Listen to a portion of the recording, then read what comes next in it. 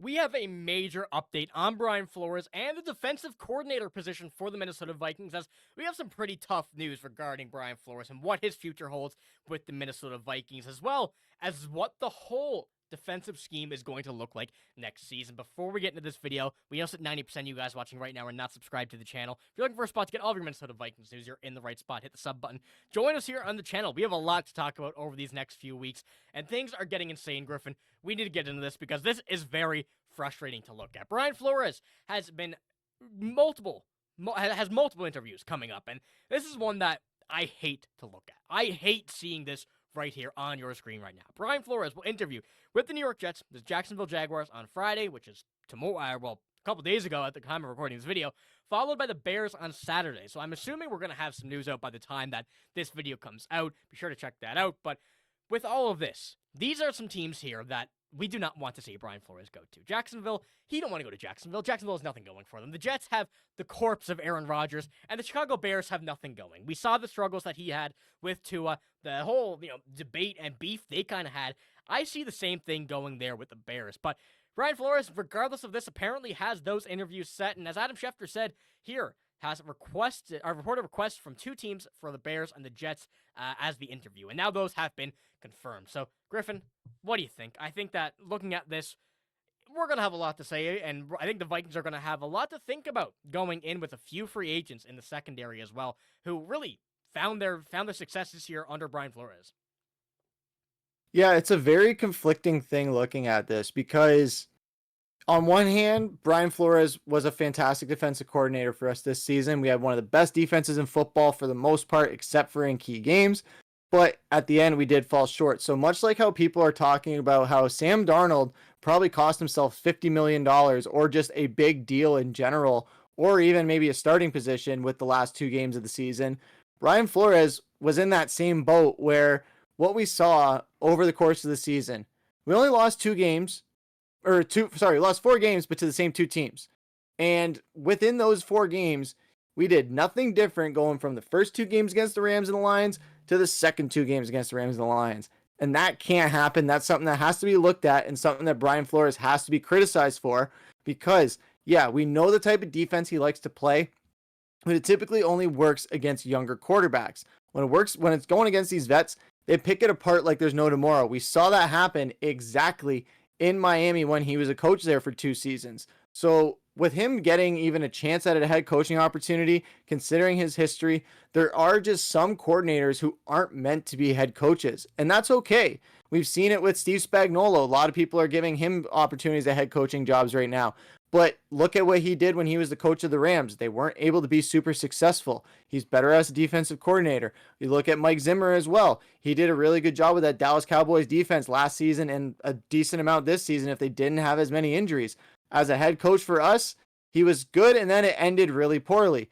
Leslie Frazier, that's another one. He was a really solid coach for Minnesota, but he's a much better coordinator.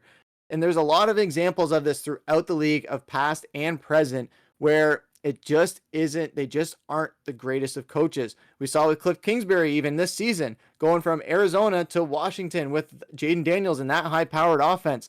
So there's examples everywhere you look, and just the fact that he's getting these opportunities, it's great for him. I love that he's getting these opportunities. I think we need more defensive-minded coaches, but we are in an offensive-minded league. However, with his previous history and with the way that this season ultimately ended, again, the NFL is not in the business of what have you done for me in the past. The NFL is always what have you done for me lately. And that's why Sam Darnold cost himself a lot of money, and that's why Brian Flores cost himself a lot of opportunities as well. Because, yeah, you can talk about the 14 wins the Vikings got in the regular season, but what about those 3 losses in that playoff loss? How are you going to look at that? Because those are the most recent ones, especially the last 2 weeks. Doesn't look very good for their chances. So with that, I think with this, Brian Flores, he should stay in Minnesota. However, if he does, let's lay off the blitz button a little bit next season. Let's kind of drop back and make sure that these guys can make something happen in coverage. However, with the secondary the way it is with our free agents coming up that we're going to talk about in a second, that's going to be a very big question mark, and that might not even be a certainty as far as getting those turnovers like we did every single game this season. The only team to do so. Yeah, and it certainly seems like a big part of the whole defensive coordinator coaching difference is that the defensive coordinators, as head coaches, don't seem to be as good as they are just regular DCs.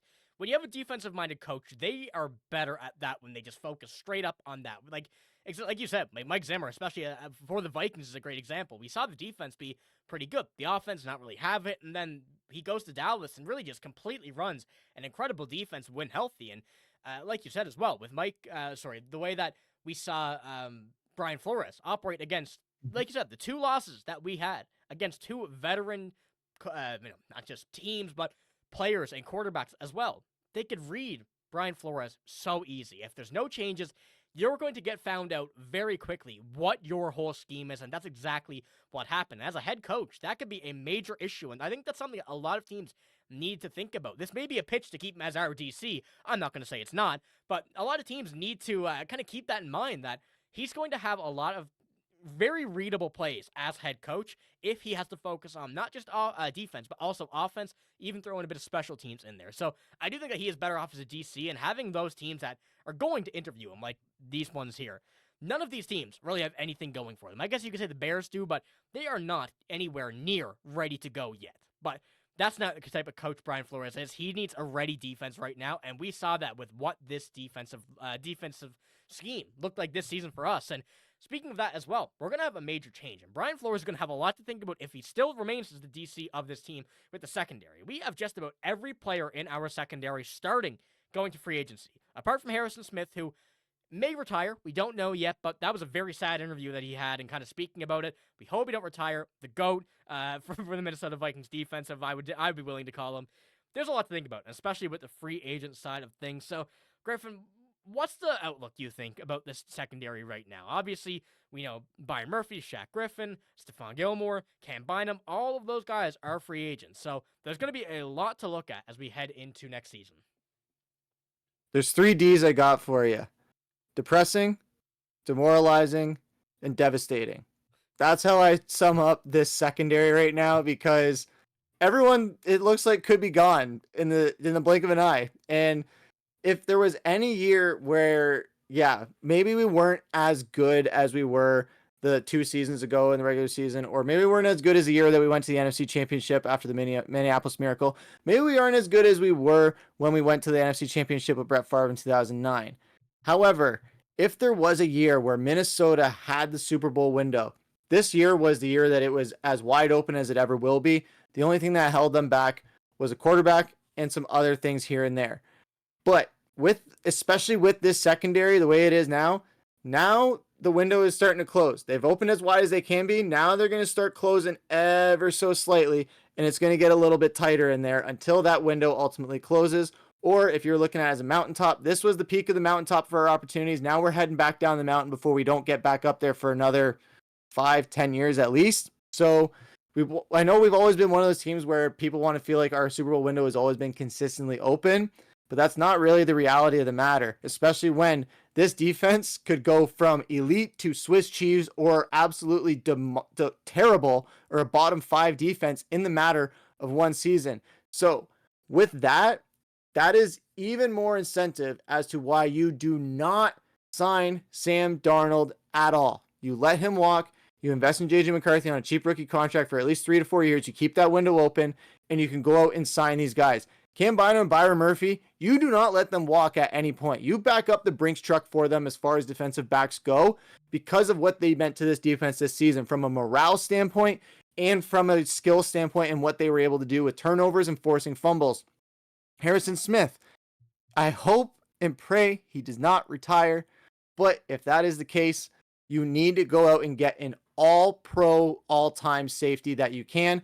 Another guy that you're going to probably have to pay a lot of money. So Cam Bynum, Byron Murphy, Harrison Smith. So those first 2, you keep those guys. Harrison Smith, you find his replacement. The other guys are a bit more, I'm not going to say expendable, but Stephon Gilmore, he's past his prime as well. There's some other guys there. Shaq Griffen, he's a bit past his primer, hasn't really hit the peak of what he's capable of doing yet, but he still had a really good season. Our linebacker core is still really good.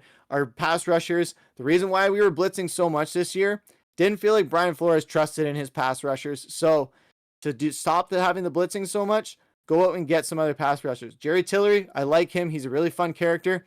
but sometimes you got to get an upgrade. I know we didn't have Pat Jones. He'll be back. He's a stud. Dallas Turner, he's a stud. Jonathan Grenard, he's a stud. We have guys that are studs, but we can always be a little bit better. And the only way we're going to get a little bit better is having enough cap space to do that. And how you do that is don't sign Sam Darnold. And even with some of these other guys that we're looking at, you might have to just let a few guys walk. But as far as that secondary, make sure that it stays together as much as you can. Yeah, I completely agree. And it sure looks like we may have a very different defense next season. It's either going to be very different or pretty similar, but only time will tell until we see what happens with Brian Flores. But that's all we got for this video. If you did enjoy, give it a like, hit the sub button as well. We're signing out. Thank you for watching. Hope you have a great day. See you later.